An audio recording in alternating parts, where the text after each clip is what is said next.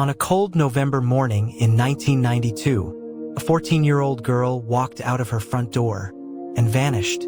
No scream. No struggle. Just gone. For the next 30 years, her photo sat on the bulletin board at the Harrow Creek police station. Her name was Emily Jensen, and her disappearance became the ghost that haunted this small American town for 3 long decades.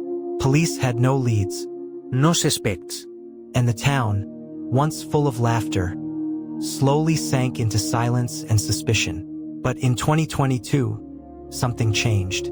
A dusty old videotape, forgotten in someone's attic, held a detail no one had ever noticed before. And that tiny detail cracked open a mystery that had frozen time.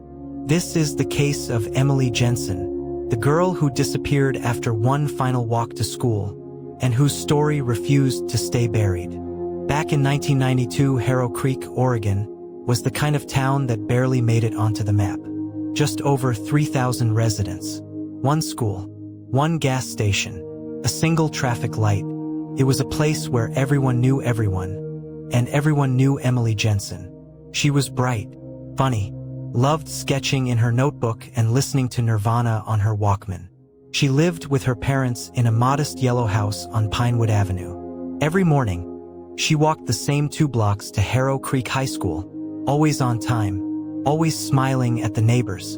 But on November 13, 1992, Emily never arrived. Her homeroom teacher marked her absent. First, nobody panicked. Maybe she was sick. Maybe she stayed home. But by noon, when her mother couldn't reach her, panic began to set in. At 1:05 p.m., Emily was officially reported missing. By nightfall, the whole town was out searching, volunteers combing through woods, police helicopters circling, neighbors knocking on every door. But Emily had disappeared. No witnesses. No screams. No signs of struggle. Just silence. The Harrow Creek Police Department launched a full-scale investigation. Detectives questioned neighbors, classmates, and local businesses. Flyers with Emily's face went up overnight, taped to store windows, telephone poles, even car windshields. The last confirmed sighting came from an elderly woman 2 houses down. She said Emily waved to her around 7:45 a.m. while crossing Pinewood Avenue. That street would become the center of every theory, rumor, and fear. Later that afternoon, officers made a chilling discovery. Emily's backpack, torn open, was found in the woods behind the high school, about 300 yards in. The contents were scattered.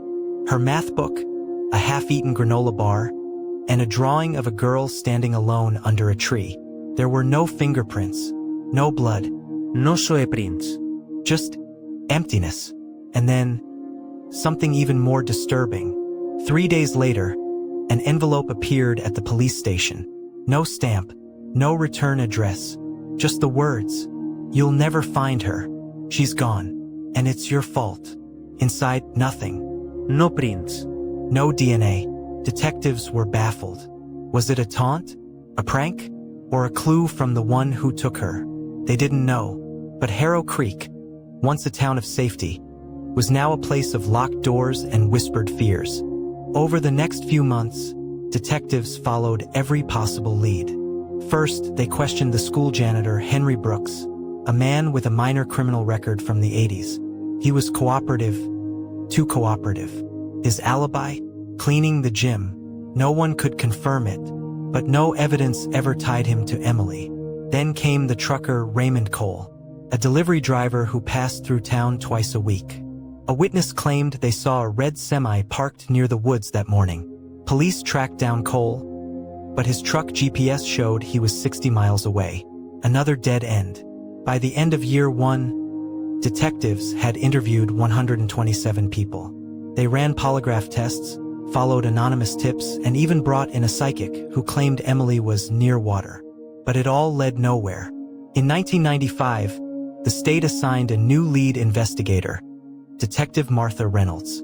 She brought new eyes and new hope. She created a full case board in her office, every suspect, every timeline, every theory. But still, no break. The case slowly grew cold. Files collected dust. Emily's parents stopped appearing on the news, and Harrow Creek moved on, at least on the surface. But for those who remembered her, every passing year felt like a silent injustice. Every empty desk at the school, every walk down Pinewood Avenue, reminded them of a girl who never came home. 3 decades passed. New officers joined the Harrow Creek Police Department, many of them just children when Emily vanished. For most, the case had become a story, a tragic tale passed down like local folklore, until a box showed up at the Harrow Creek Historical Society in the spring of 2022.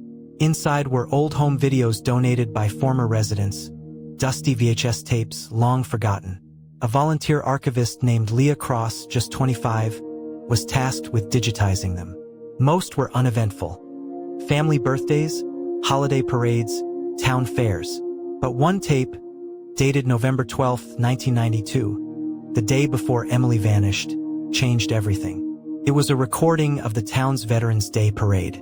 And for just a few seconds, in the background of the crowd, a black van sat parked at the edge of Pinewood Avenue. It had no decals, no plates, at least not fully visible.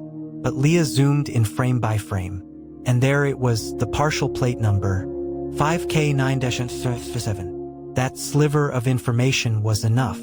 Investigators used AI enhancement and old DMV databases and traced the van to a man named Daniel Harkner, a construction contractor who had briefly worked in Harrow Creek in late 1992. He had changed his name and moved over 200 miles away. Police tracked him down in a remote cabin outside Spokane, Washington, and after hours of questioning, he confessed.